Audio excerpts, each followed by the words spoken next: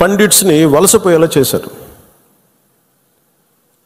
ఆ రోజు కనుక కాశ్మీరీ పండిట్ల వలసను కనుక ఆపుండగలిగితే, అంటే ఎప్పుడు ఒక అలక్ష్యం, ఇది నా సమస్య కాదు, నా సమస్య కాదు వదిలేస్తే కాశ్మీరీ పండిట్లు అక్కడే ఉంటారు, అక్కడే పుట్టారు, అక్కడే పెరిగారు, వేరే రాష్ట్రాల నుంచి కూడా రాలేదు, అందరూ అక్కడే పుట్టారు, అక్కడే పెరిగారు. లక్షలాది మంది కాశ్మీరీ పండిట్స్ వలసలు వెళ్ళిపోయారు. నాకు పర్సనల్ ఎక్స్పీరియన్స్ ఏంటంటే 86, 89లో మేము షూటింగ్ల కోసం నేను కొంత ప్రొడక్షన్లో నేను పనిచేశాను. కొంచెం ఏమైనా కావాలంటే అవసరాలు మార్కెట్కి వెళ్ళేవాడిని. శ్రీనగర్ మార్కెట్కి వెళ్తే ఫస్ట్ ఇయర్ బాగానే ఉంది, కానీ 86లో 87, 88కి చాలా ఇబ్బంది అయిపోయింది. ఇంకా 89 దగ్గరికి వచ్చేటప్పటికి షూటింగ్ జరుగుతుంటేనే గొడవలు అయిపోయాయి. 1-2 రోజులు త్వరగా ముగించుకొని వచ్చేస్తుంటే అప్పుడున్న కాశ్మీరీ పండిట్ ఒక అతను చెప్పాడు, ఇంక మీరు రాలేరు ఇక్కడికి అన్నాడు. ఎందుకంటే మా మొహల్లాల్లో, మా ఏరియాల్లో చాలా ఇబ్బందులు అయిపోతున్నాయి, మాకు ఇబ్బంది వచ్చేసరికి మీరు రాలేరు కళ్యాణ్ మీరు అని చెప్పాడు. అంటే ఆ రోజు నుంచి ఈ రోజు దాకా కాశ్మీర్ ఎప్పుడు ఒక మండుతున్న సమస్య.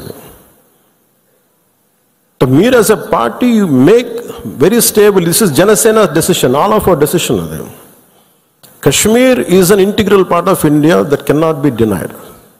అది మీరు చాలా బలంగా మీరు మాట్లాడాలి. Kashmir is an integral part of India. It will be an integral part of India forever.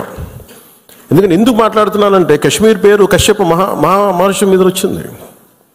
Amarnath temple కానీ, ఇక్కడి నుంచి కేరళ నుంచి కాశ్మీర్కి శంకరాచార్య మఠం కానీ, తర్వాత మతాలు మారుండొచ్చేమో ప్రజలు, కానీ అందుకని మీరు దీన్ని చాలా బలంగా నమ్మాలి. ఒక చిన్న గొడవ జరిగినప్పుడు అది మనకెందుకని అనుకోకండి. అందుకని దిస్ ఈజ్ జనసేన స్టాండ్. ఇది నేను బలంగా నమ్ముతాం, బలంగా ఆచరిస్తాం. భవిష్యత్తులో ఇలాంటి సంఘటనలు జరగకుండా ఉండాలి. మనం ఇవ్వగలిగేది ఏంటంటే, ఒక నాయకుడికి దేశాన్ని,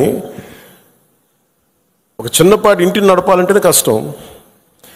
ఇన్ని రాష్ట్రాలు, ఇన్ని విభిన్నమైన సంస్కృతులు, ఇన్ని భాషలు, ఇన్ని పొలిటికల్ పార్టీస్, వీటన్నిటి మధ్య వైరుధ్యాల మధ్యలో ఒక ఏకాభిప్రాయంతో ఒక దేశాన్ని నడపాలి ఒక ప్రధానమంత్రికి అంటే ఎంత కష్టమైన పరిస్థితి అది.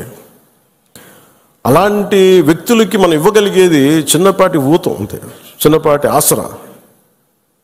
ఎక్స్ట్రా గొడవలు క్రియేట్ చేయకుండా కొంచెం బాధ్యతగా మాట్లాడటం, అవసరమైన చోట భుజం కాయటం.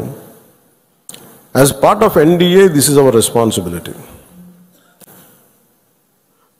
ఎందుకు నేను దీన్ని ఫస్ట్ టైం, నేను ఇప్పుడు దాకా మాట్లాడిన విధానంలో కొంచెం సాఫ్ట్గా ఫస్ట్ టైం నేను ఎందుకు హిందూ, టార్గెటెడ్ హిందూ, మిగతా వాళ్ళు ఇబ్బంది పడతా ఉన్నారు మాట్లాడటానికి. ఉగ్రవాదులు టార్గెట్ చేసి హిందువులను చంపారు, ఇది సత్యం అంతే. వాళ్ళు అన్న మాట నాతో ఏంటంటే, మధుసూదన్ గారి భార్య, ఇఫ్ ఆమె ముస్లిం నన్ను స్పేర్ చేసేవాళ్ళు సార్. మేము చేసింది పాపం, బీయింగ్ హిందూ పుట్టడమా మేము చేసింది? కనీసం మా చేతిలో ఆయుధాలు కూడా లేవే, మేము సైనికులం కూడా కాదే. మేము బిడ్డలిద్దరు అక్కడే ఉన్నారు. నేను ఆలోచించలేదు ముందు. నేను అనుకున్నాను ఆయన ఒక్కైనా వెళ్ళారేమో, అలా చనిపోయారేమో అనుకున్నాను. కానీ కుటుంబం అంతా ఉంది, ఇంకో 2 ఫ్యామిలీస్ ఉన్నాయి. అందరి ముందు దారుణంగా చంపేస్తే, ఇంకా ఇది భారతదేశం కాబట్టి చాలా 7 దశాబ్దాల తర్వాత మాట్లాడుతున్నాం మనం. కాశ్మీర్ని 3 సార్లు, పాకిస్తాన్ని 3 సార్లు ఓడించాం. సహనం ఎక్కువైపోయింది మన దేశానికి. ఎందుకంటే కంట్రీ మనుషులు